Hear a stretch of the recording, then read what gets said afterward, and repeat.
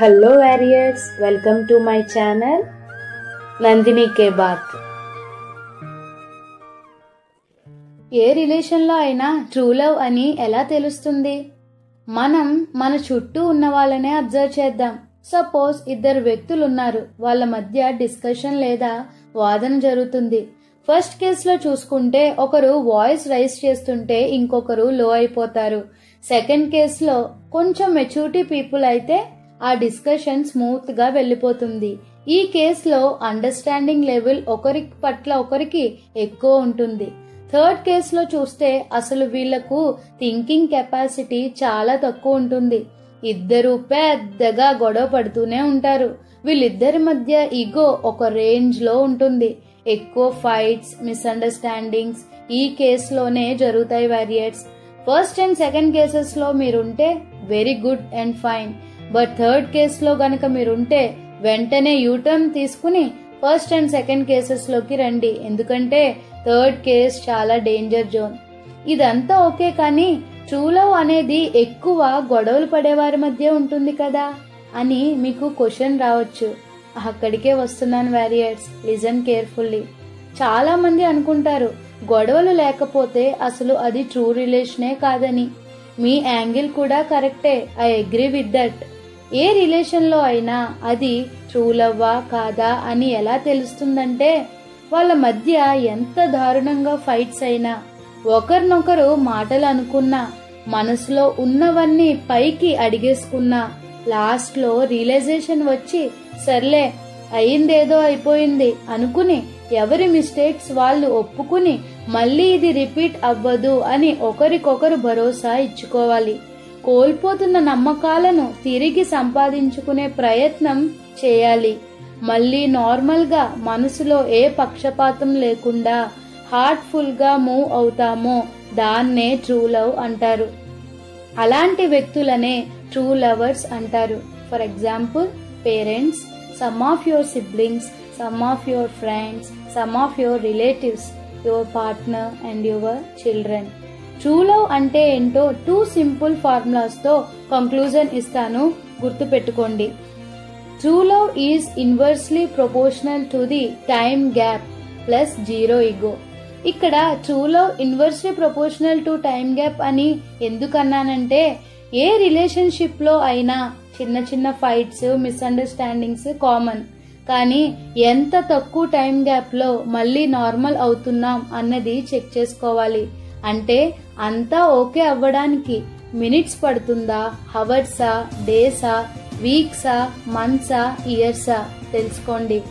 ఇక్కడ ఇద్దరు వ్యక్తుల మధ్య టైం గ్యాప్ పెరిగే కొద్దీ, అంటే మౌనం పెరిగే కొద్దీ మిస్అండర్స్టాండింగ్స్ ఇంకా ఇంకా పెరిగే ఛాన్సెస్ ఉన్నాయి. సో ఎంత తక్కువ టైం గ్యాప్ తో మీరు మళ్ళీ నార్మల్ అవుతే అంత ఎక్కువ ట్రూ లవ్ మీ మధ్య ఉన్నట్టు. ఇక్కడ మనకి ఆ పర్టిక్యులర్ వ్యక్తి మీద ఉన్న ప్రేమ టైం గ్యాప్ ని డామినేట్ చేయాలి, అంతేగాని టైం గ్యాప్ ట్రూ లవ్ ని డామినేట్ చేయడం కాదు warriors.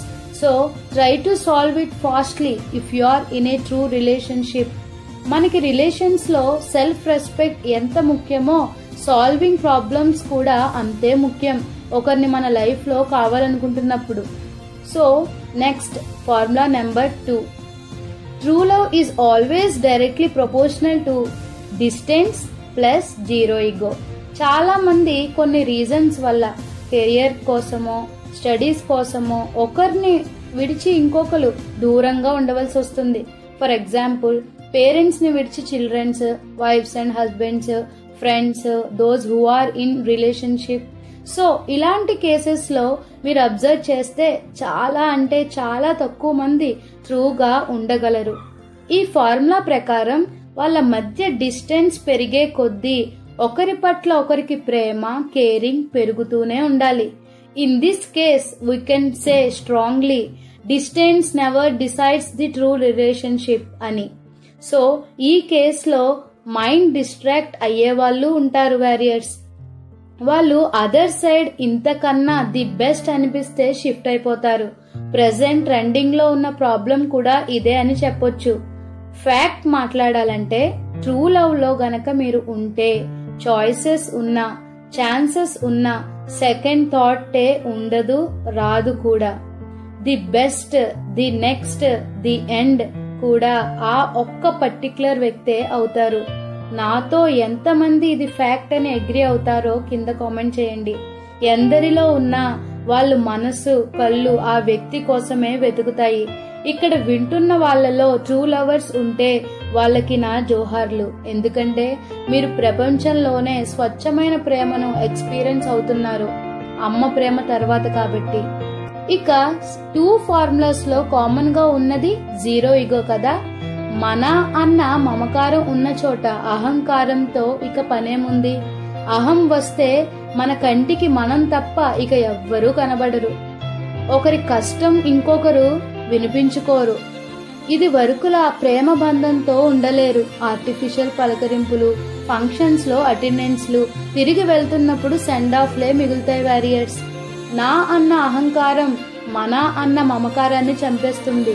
So warriors, true love కావాలన్నా లేదా ట్రూ లవర్ గా మారాలన్నా ఈగోని పక్కన పెట్టేయాల్సిందే.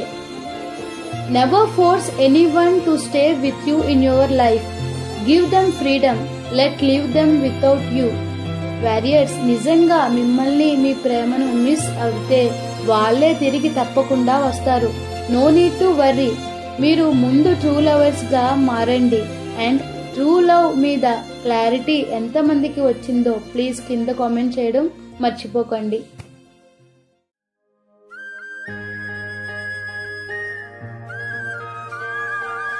సపోర్ట్ చేయాలంటే సబ్స్క్రైబ్ అండ్ లైక్ చేయండి.